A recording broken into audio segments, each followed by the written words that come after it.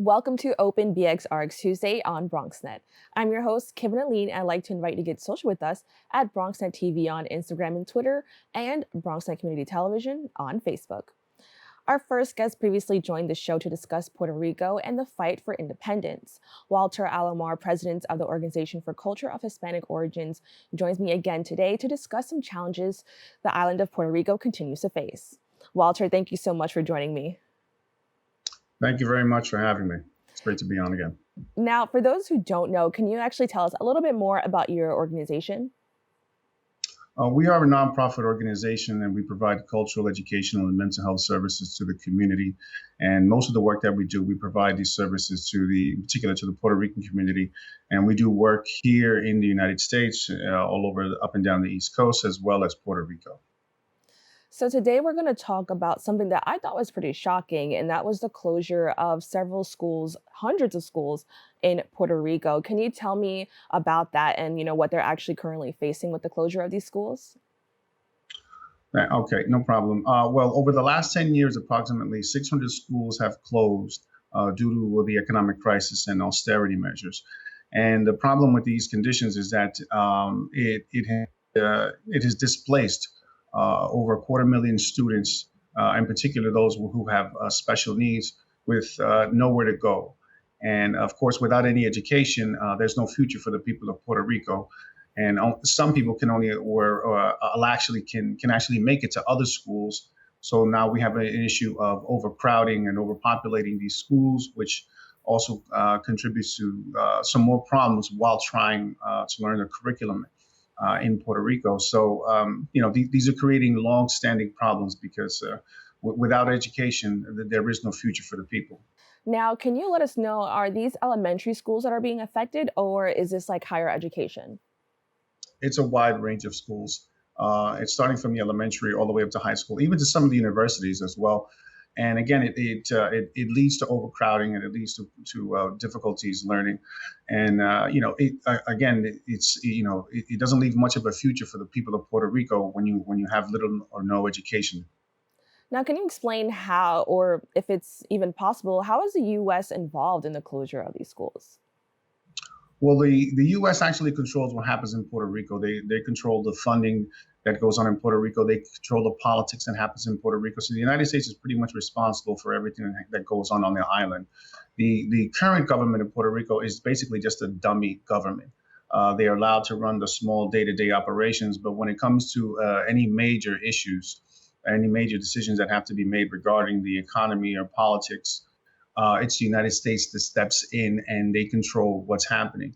Now, unfortunately, funding is provided by the United States to Puerto Rico in order to continue with these programs. So due to our so-called debt that Puerto Rico owes, they decided that that's where the money will come from. Basically, they're going to continue to close these institutions of learning. And so as a way to save money and repay this so-called debt that Puerto Rico owes the United States. Now, what has the response been like for the people who have been affected by the closure of these schools? Like, were you able to maybe speak to some people in Puerto Rico and to get their ideas on what's happening? Well, when you speak to the local community, they're up in arms. They're very upset. A lot of these schools also as well, since they provide like breakfast and lunch, there are places for kids to come and eat, because, there is a bit of an issue in certain areas regarding poverty in Puerto Rico. And of course, the education as well, this where there's, high poverty, there's high crime. So this has a very heavy impact on the island of Puerto Rico and to the community, and they're very upset. They're very up in arms, and there's a lot of protests all over the island. They were asking for not long ago for the governor to resign, and the current governor of Puerto Rico, Pierre Luisi, it's all happening again. They want the governor to resign as well. Because these so-called politicians are supposed to be in charge or maintaining the welfare of the community, aren't doing their job, and they're basically just going along with anything that the United States says is necessary to pay back this so-called debt. Now, you talked about it a little bit, how important schools are, but can you explain, how has this affected education and so many other aspects of life for the young people in Puerto Rico? Well, the young people of Puerto Rico have nowhere to go. I mean, it just basically breaks down that way. You wake up in the morning and you have nowhere to go. There's nothing for you to do. So, again, without education, without even a basic high school diploma, it's very difficult to get a job anywhere. Whether it's working at McDonald's, flipping burgers, or some other institution. So, without a basic education, there is really no future for the youth of Puerto Rico. And the question is, well, what's going to happen in the long term? What's going to happen to our people, to our community, when there's no education for them? And again, also, it provided some food, for the community as well, because there is an issue of poverty on the island, and for some students that was their breakfast, that was their lunch, they had their snacks there, as well as after school programs. Also, what about the children with special needs? These are children that are just left out and twisting in the wind, and there's no relief for them in sight. So we have many issues that are affecting the island, and there's no relief in sight. Now, what will it take for these schools to reopen? Well, that's what's difficult. In order for these schools to reopen, basically the people are going to have to get involved, because what's currently happening right now is that these schools have become available to the general public. So there's two things that the people can do. If you have the means, this is pertaining to people on the island or the diaspora. You can actually petition or apply to the government of Puerto Rico, and you can actually reopen one of these schools as a school, or if you can turn it into a community center or a shelter for domestic violence or mental health programs. The government can actually lease you these schools and allow you to turn it around and provide to the community. Or you can simply approach the mayor of a particular town and find out what school is closed, and you can actually it's possible where you can actually work something out with the mayor of the particular town, and you can be allowed to reopen the schools and be able to give back to the community. Now, that's just one thing that's affecting the community. But as I mentioned, there's so many things happening in Puerto Rico. I want to talk a little bit about Vieques, Puerto Rico. Can you explain what's happening there as well? Well, Vieques, Puerto Rico, that's something that's been happening, Chacho, since the 1940s. So basically, right around World War II, the U.S. Navy and the Marines, they took over the island of Vieques, basically approximately something about 65% of the island, and they used it to practice war games, bombing maneuvers. And from the 1940s until 2003, they've dropped over 80 million pounds of ordnances on the island, on the ocean.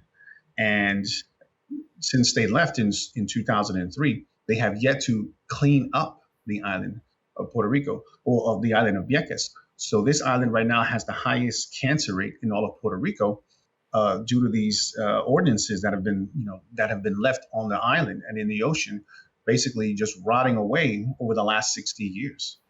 Now, I am like so shocked to see this. What does this say about how, the US feels about the community of people that live in this area? Well, it's a slap in the face. I mean, it's telling the people of Vieques and the people of Puerto Rico that they do not matter. They would never do that here. They would never take over the island of Manhattan and drop and practice bombing maneuvers in the Bronx and in Queens, and cram everybody into the center of Manhattan. So this is basically something that's been going on for the last 60 years. And there's even a study by Dr. Jorge Colon from the University of Puerto Rico back in 1999, and where he talks about 35% of the population have toxic levels of mercury, 55% have lead, 69% have arsenic, 69% has cadmium, and 90% of the population has aluminum and antimony in their system. Now, supposedly there was a bill that's supposed to be passed, the Vieques Recovery and Development Act, back in 2011, that was supposed to provide these people with medical treatment in order, to because of the bombing that, and the contamination that's happened over the 60 years, and that bill is still sitting in Congress. Wow. Now, what can people do, one, to, I guess, bring the bill back, and then just overall to help with the situation? Because I actually think it's pretty terrible that this is still, an issue for Mhm. so many people living on the island. Well, there are meetings that the Navy has on the island of Vieques. They have them pretty much about every 4 months, 3 to 4 months, and people can actually attend these sessions. They had them online for a while because of COVID, but now they're back to having meetings in person. So you can actually go to these meetings and you can speak your mind. And you can talk to the U.S. Navy and you can find out about what their current process is, what their so-called progress is, and you can express your opinions on what you feel would be the best way to decontaminate or to clean up the island. Now, the Bronx has a large Puerto Rican community here. Can you just explain what can they do to support this issue or to just learn more? Absolutely. Well, whether you're in the Bronx, Florida, California, if you're Puerto Rican and you want to get involved, you can find out about the Vieques Restoration Advisory Board meetings. Now, there's an email. It's Vieques Restoration Program at jacobs.com. You can send them an email regarding the cleanup of Vieques, and you can tell them that you're interested in getting involved. You want to know more about these meetings, and you want to know what you can do. And that sends an email to the restoration program, which is part of the U.S. Navy and the EPA. You can get in touch with them, and they can tell you what it is that you need to do to get involved, when the meetings are, the times when the meetings are available, and you can pretty much just get involved, and you have the opportunity to share your thoughts and your feelings regarding the cleanup, what you think can and should be done, and what the next steps are. Now, how can people learn more about your organization?